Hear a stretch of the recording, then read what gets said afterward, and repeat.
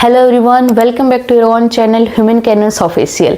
In our CUET PG 2026 Psychology Journey हमने अपनी second unit शुरू की, जिसमें हमने अपने जो रिसर्च की डेफिनेशन थी उसको अच्छे से एक डिटेल्ड वर्जन में पूरा समझा। उसके बाद हमने अपनी जो वेरिएबल्स थे, इंडिपेंडेंट, डिपेंडेंट, जो भी बाकी के वेरिएबल्स थे उनको अच्छे से समझा। अगर आप ये पहला वीडियो देख रहे हैं तो आई विल सजेस्ट कि आप पहले जाकर फर्स्ट यूनिट कवर कीजिए, उसके बाद सेकेंड यूनिट शुरू कीजिए। तो आज का जो टॉपिक हमारा है वो है goals of psychology and the most important, what is qualitative research and what is quantitative research. दो तरह की रिसर्च साइकोलॉजी के अंदर की जाती हैं। आपको पता होगा कि एक क्वालिटेटिव है और एक क्वांटिटेटिव। और दो बहुत ही कंफ्यूजिंग टर्म्स आपने सुनी होंगी कि what is method and what is methodology. तो आज की वीडियो में हम ये सब कवर करने वाले हैं, जो कि बहुत ही इंपॉर्टेंट टॉपिक है। अगर साइकोलॉजी के गोल्स ही हमें नहीं पता तो फिर हम साइकोलॉजी क्यों पढ़ते हैं, उसका कोई फायदा नहीं है। So let's start today's video. So as you can see goals of psychology, यहाँ पे आप देख सकते हैं goals of psychology and what are the goals. तो साइकोलॉजी के टोटल 1 2 3 4 गोल साइकोलॉजी के हैं। तो हम एक एक करके समझते हैं। Number 1, describe. जब हम रिसर्च करते हैं या साइकोलॉजी को पढ़ते हैं तो पहला हमारा गोल होता है, हम इसको एक एग्जाम्पल की मदद से समझने की कोशिश करते हैं। मान लीजिए there is one husband and wife, उनके बीच में काफी कॉन्फ्लिक्ट्स होते हैं या फिर बहुत ही ज्यादा लड़ाई और झगड़े होते हैं। तो ये एक सिचुएशन है, आपको इसके ऊपर स्टडी करनी है कि ऐसा क्यों होता है। तो जो डिस्क्राइब सबसे पहला स्टेप है, उसमें हम देखेंगे कि कैसे होता है, आपको डिस्क्राइब करना है। तो यहाँ पे कौन सा वर्ड आप यूज करेंगे, हाउ। हाउ मतलब कैसे, क्या क्या स्टेप्स हैं, जब वो लड़ाई होती है तो क्या होता है, और उसमें आप हाउ का जो वर्ड है उसको आप डिस्क्राइब करेंगे। जो पहला साइकोलॉजी का गोल है, किसी भी सिचुएशन में, किसी भी घटना में आप स्टडी करने वाले हैं उसके अंदर। दूसरा जो हमारा गोल है वो है एक्सप्लेन। सबसे पहले आपने देखा हाउ, कैसे हुआ। एक्सप्लेन में आप देखेंगे व्हाई।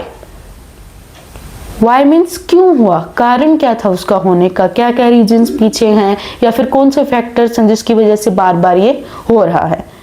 Number 3, predict.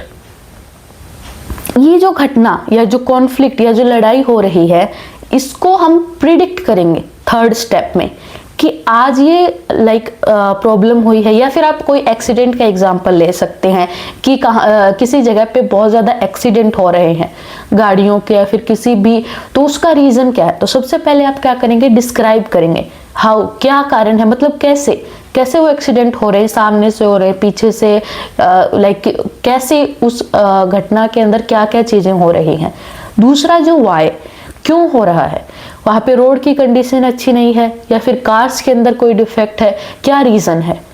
तीसरा जो गोल है वो है प्रिडिक्ट।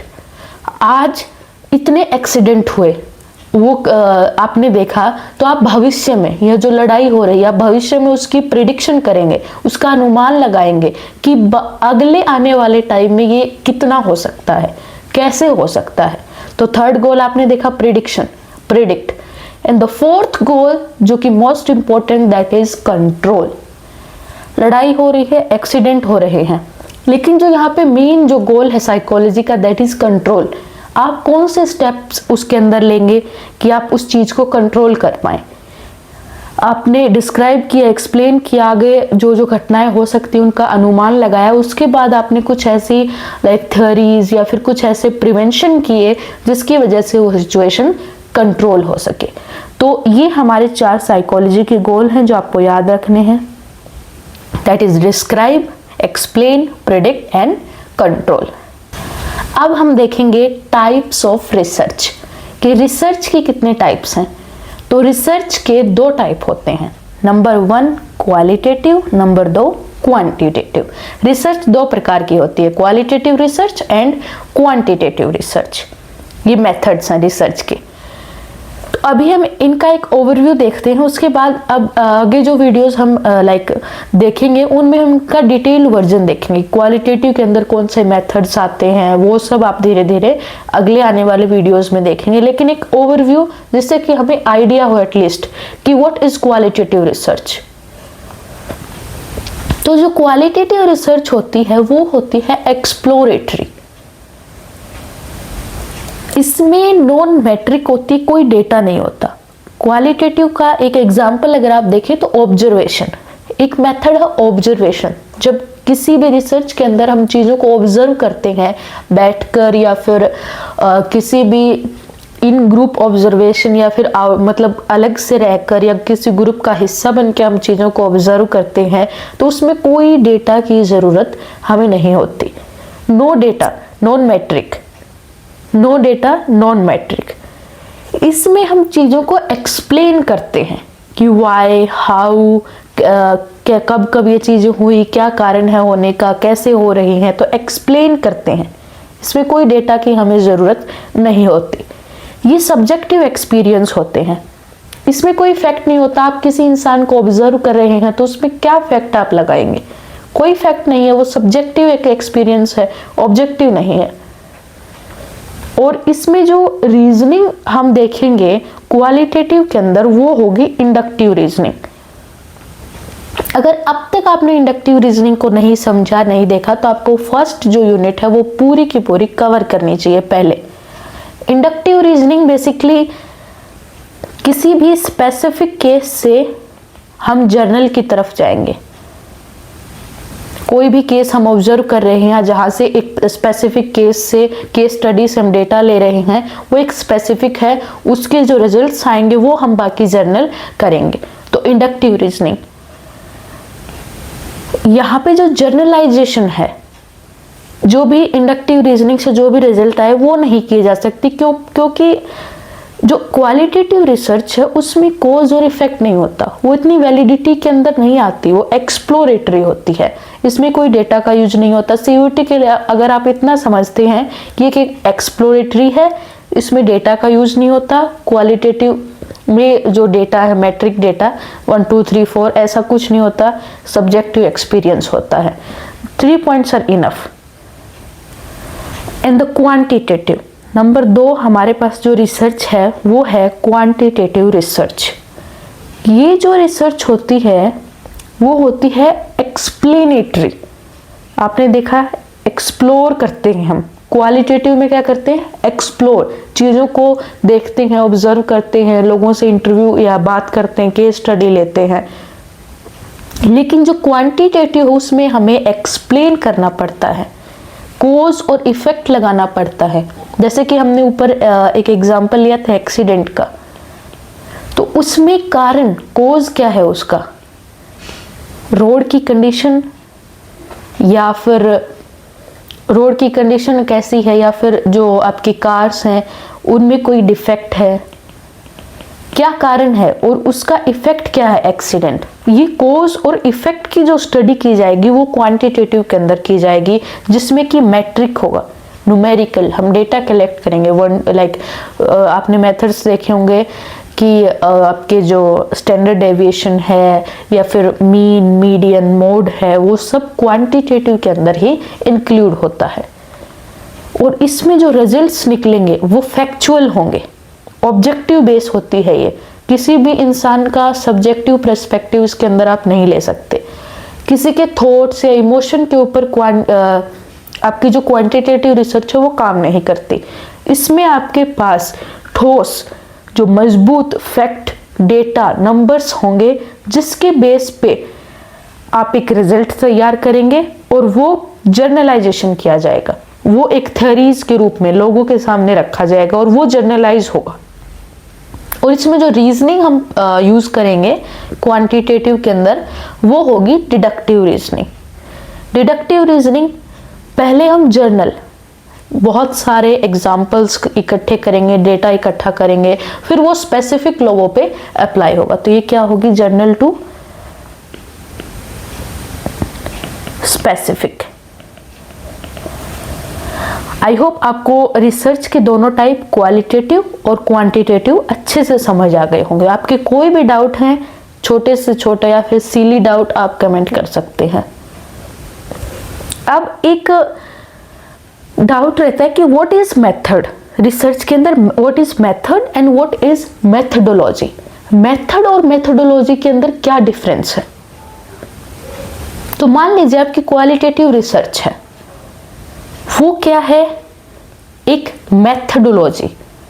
ऐसा नहीं है कि आप क्वालिटेटिव को सिर्फ एक मेथड बोल दें, क्योंकि क्वालिटेटिव रिसर्च आप करने बैठेंगे तो आपको उसके अंदर बहुत सारे प्रोसेस और मेथड्स यूज करने पड़ेंगे उस रिसर्च को पूरा करने के लिए। डिफरेंट मेथड्स डेटा कलेक्शन के यूज करेंगे, जो कि हम आगे देखने वाले हैं डिटेल में। केस स्टडी होगा, नरेटिव होगा, और भी काफ़ी मेथड्स हम यूज करेंगे। ऑब्जर्वेशन होगी, और आप अलग अलग तरह से डेटा उसमें कलेक्ट करेंगे, और ये सब डेटा कलेक्शन हर एक चीज़ मिलकर क्या बनाती है, methodology. Qualitative research is a methodology. और जो आपकी केस स्टडी है, ऑब्जर्वेशन है, नरेटिव रिसर्च है, ये सब क्या है, मेथड्स हैं। तो आई होप आपको मेथड और मेथडोलॉजी के बीच का जो डिफरेंस है वो समझ आया होगा। सेम आपकी क्वांटिटेटिव रिसर्च में होगा।